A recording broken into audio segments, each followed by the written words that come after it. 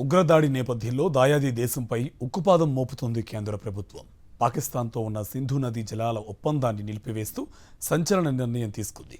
ఇంతకీ ఏంటి సింధు జలాల ఒప్పందం? ఇది ఎప్పుడు జరిగింది?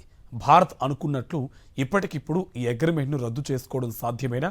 అదే జరిగితే పాకిస్తాన్కు జరిగే నష్టమేంటి? పెహల్గాం ఉగ్రదాడి నేపథ్యంలో పాకిస్తాన్కు బిగ్ షాక్ ఇచ్చింది మోదీ సర్కార్.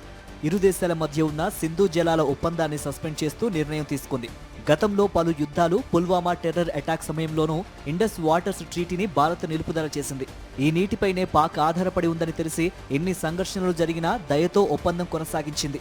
ఇది కేవలం నీటి ఒప్పందమే అనుకుంటే పొరపాటే. ఎందుకంటే ఈ నదుల జలాలు దాయాది దేశానికి జీవనాడులు. ఆ దేశంలో 23.7 కోట్ల మంది తాగునీటి అవసరాలకు ఈ జలాలపైనే ఆధారపడ్డారు. కరాచీ, లాహోర్, ముల్తాన్ నగరాలు నేరుగా ఈ నదుల నీటినే ప్రజలకు అందిస్తున్నాయి. ఆ దేశంలో వ్యవసాయానికి వాడే నీటిలో 80% సింధు జలాల ఒప్పందం కింద లభించినవే. ముఖ్యంగా పంజాబ్ ప్రావిన్స్కు ఈ నదులే వెన్నుముక. సింధు బేసిన్ నుంచి పాక్కు 154.3 మిలియన్ ఏకర్ ఫీట్ నీటిని ఏటా సరఫరా చేస్తోంది. ఆ దేశ ఆహార భద్రతకు ఇది చాలా కీలకం. ఇప్పటికే తీవ్రమైన నీటి కరువుతో అల్లాడుతున్న పాకిస్తాన్కు భారత్ తీసుకున్న నిర్ణయం శరాఘాతంలా మారనుంది.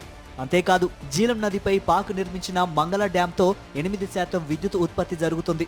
సింధు నదిపై నిర్మించిన టర్బెలా డ్యాం పాక్ వినియోగంలో 16% సమానమైన విద్యుత్ను అందిస్తుంది.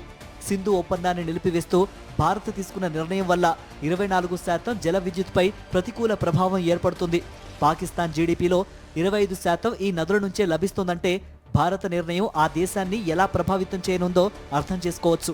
ఒప్పందాన్ని నిలుపుదల చేసినంత మాత్రాన పాకిస్తాన్కు నీళ్లు వెళ్లకుండా ఆపేయడం సాధ్యం కాదని చెబుతున్నారు నిపుణులు. సింధు జలాల్లోని కొంత భాగాన్ని Kishan Ganga hydro electric project ద్వారా జీలం నదిలో కలపాలని భారత ప్రణాళిక రూపొందించింది. ఇందుకోసం దాదాపు 23.20 కిలోమీటర్ల సొరంగాన్ని తవ్వాల్సి ఉంటుంది. అత్యంత కఠినమైన హిమాలయ పర్వత సానువుల్లో ఈ సొరంగం పూర్తి చేయడం అంత తేలికైన విషయం కాదు. సింధు, జీలం, చీనాబ్ నదుల నుంచి చుక్క నీరు కూడా పాకిస్తాన్కు ప్రవహించకుండా చూడాలంటే అనేక టన్నెల్స్ ద్వారా మళ్లించాల్సి ఉంటుంది. 10 నుంచి 20 ఏళ్లు కష్టపడి దాదాపు 5 లక్షల కోట్లు ఖర్చు చేస్తే తప్ప ఇది సాధ్యం కాదు. ఇప్పటి వరకు ఉన్న ఒప్పందం కారణంగా సింధు, జీలం, చీనాబ్ నదుల ప్రవాహానికి ఆటంకం కలిగించే నిర్మాణాలు చేపట్టకూడదు. కాకపోతే తక్షణమే 5 నుంచి 10% ప్రవాహాన్ని మాత్రం తగ్గించే అవకాశం ఉంది. అంతేకాదు, ఒప్పందం నిలిపివేతతో భారత జల విద్యుత్ ప్రాజెక్టులతో పాటు రిజర్వాయర్లు నిర్మించుకునే అవకాశం ఏర్పడుతుంది. కాకపోతే ఇవన్నీ ఇప్పటికిప్పుడు నిర్మించే అవకాశం లేదు. సో అప్పటి వరకు పాకిస్తాన్కు పూర్తి స్థాయిలో నీళ్లు ఆపే పరిస్థితి ఉండబోదు. భారత నిర్ణయంపై స్పందించిన పాక్ సింధు జలాల ఒప్పందాన్ని నిలుపుదల చేయడాన్ని యుద్ధ చర్యగా అభివర్ణించింది. చట్టపరంగా సవాల్ చేస్తామని చెప్పుకొచ్చింది.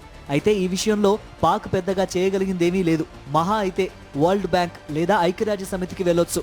అయితే Vienna convention on law of ట్రీటీస్లోని ఆర్టికల్ 62 ప్రకారం పరిస్థితులు ఉంటే మాత్రం ఒప్పందం రద్దు చేసుకునే అవకాశం భారత్కు ఉంది.